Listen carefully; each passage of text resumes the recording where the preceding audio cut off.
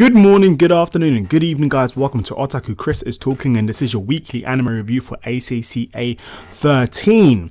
Now, this is for episode 2, and this is interesting. This is interesting because it's a very slow paced type of series. It's a seinen series, as we kind of discussed about in the first episode review that I did. Feel free to check out the original video if you haven't seen the first episode. Do check it out and check out my reviews. Obviously, as well as that, if you're new to my channel, do subscribe, as I make regular manga and anime / other otaku kind of reviews and stuff. So it'd be pretty cool to see you guys join me. So don't forget to subscribe.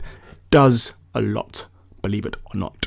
So yeah, so this episode kind of continues off from like the mystery of Jean Otus and like what he's about, and we kind of get a lot of his background and kind of like characterization through a lot of exposition through different characters, kind of discussing about situations, talking about the coup d'etat and like his younger sister and everything. So it's kind of like just a whole bunch of like we get his backstory from everyone discussing about him, because as we've seen, he's a very shy-ish kind of character, very quiet, keeps himself to himself, and likes to just kind of basically leave it at that and figure things out in his own time. And we kind of get that when we see a little flashback of him and his friend, who seems to be his best friend. I wrote a detail here, Nino, and Nino and him, we see their flashback and how their friendship grew from from primary school. Apparently they grew up from a very young age, because Nino even says at the end, when you find out, spoiler if you haven't seen this episode, that he was the guy who was watching him. He was the informant the whole time. So he's basically kind of like double crossing. We find out that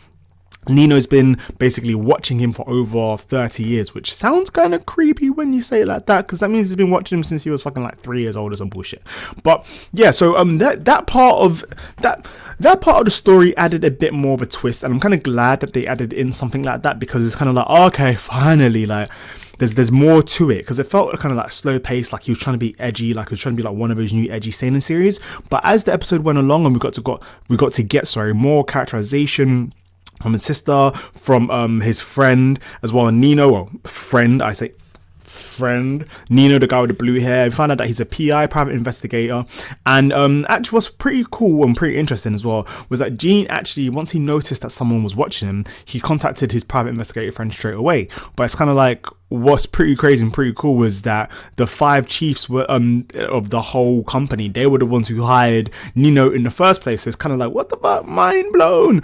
And it's kind of like, what? So I was trying to figure out who was watching Nino and Jean when they were speaking, when we thought that person was the informant, but it turned out to be Nino all along. So maybe it might be that Shinji character, who knows. Obviously the character who I title Shinji isn't Shinji. I call him Shinji because he has the same exact fucking hairstyle as Shinji from Bleach. So from Shinji, that's it, straight up, I don't give a fuck. He's called Shinji right now. Shinji, he gets a little flashback as well. No, flashback? What the fuck am I talking about? He gets a little bit of characterization as well, as we find out about from his backstory and everything through discussion between himself and Jean, and basically explains about how he's always angry and why he's always angry and why he seems to hate Jean so much. But it's all because of kind of like judging a book by its cover. That's basically what Shinji's been doing to Jean, basically presuming that Jean was rich because of the apartment that he lived in, because of where he lives and because of how he dresses and stuff like that, and that he got his position from just being rich.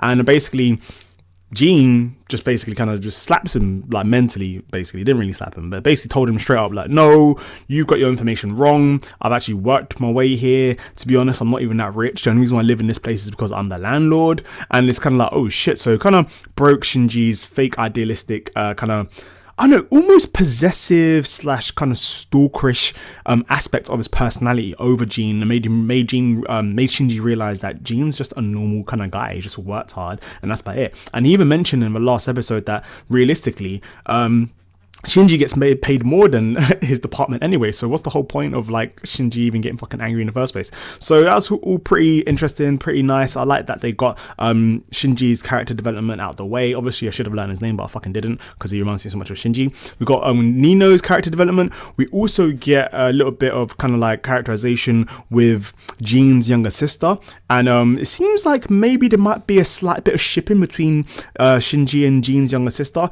Who knows? But I feel like her point in this episode was mostly to basically announce that she's single and that she's basically open for relationships, which is pretty interesting because it's kind of like, all right, why are you basically calling out your sister for this episode? But still, so that was very much her role for this. We also find out the reason why the 5 chiefs are even sending out people to investigate Jean anyway, and that's because of the whole coup d'etat thing, that they feel that an organization in the company is going to try and overthrow them. And at first it was rumors, but as the episode went along, it turned out to be that the rumors weren't rumors and they could actually be real. And it's interesting how they kind of like they merge this into what's been going on into the series. Like and at the first few minutes of the episode, we get a little backstory and a bit of world building about their world of in ACCA 13 and what's actually been going on, and that there used to be a coup d'etat, and how ACCA 13 was actually kind of created 99 years ago. Crying out loud, was created 99 years ago, and this and that. So it's like, and in that little backstory that we got, which was I kind of wrote here, was for a social class that like some kids, a whole bunch of kids were basically watching. It's kind of like one of those kind of shows that like when police goes to your school and they speak about like what they've done and where the history of the police and the government and what kind of bullshit. But you find out a lot about this world and what's going on there. And what's pretty, well, what I picked up on was that there was quite a lot of themes of fire and coup d'etat, and I was like, all right, so what's that got to do with anything? But the next time we hear about a fire and coup d'etat was later on in the episode, when you find out about when we then get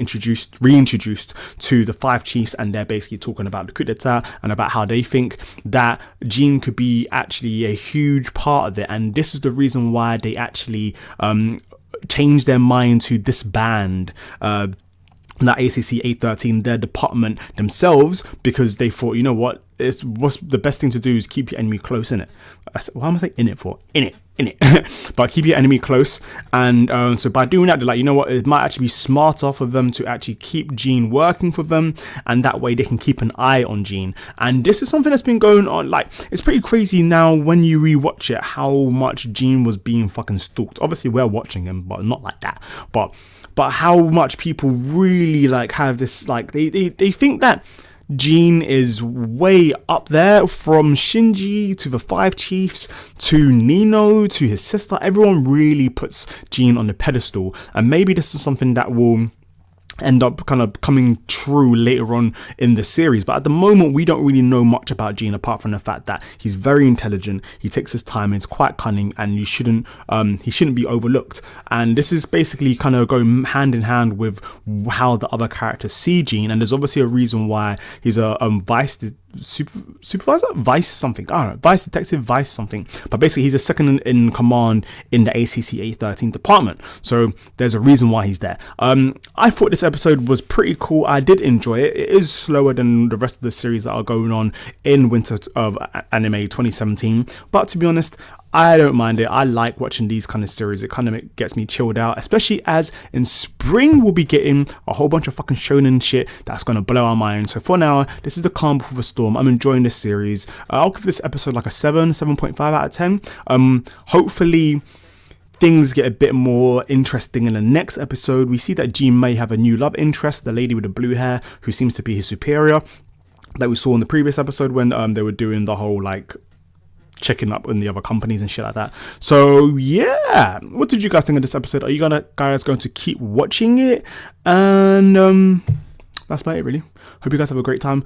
Please do subscribe if you enjoy my content, or if you want to see more content from myself. And if there's any series that you think I should be doing a review on, just drop it down in the comment box down below and I'll be sure to reply back to you guys. Have a great day. Otaku Chris is talking. Peace.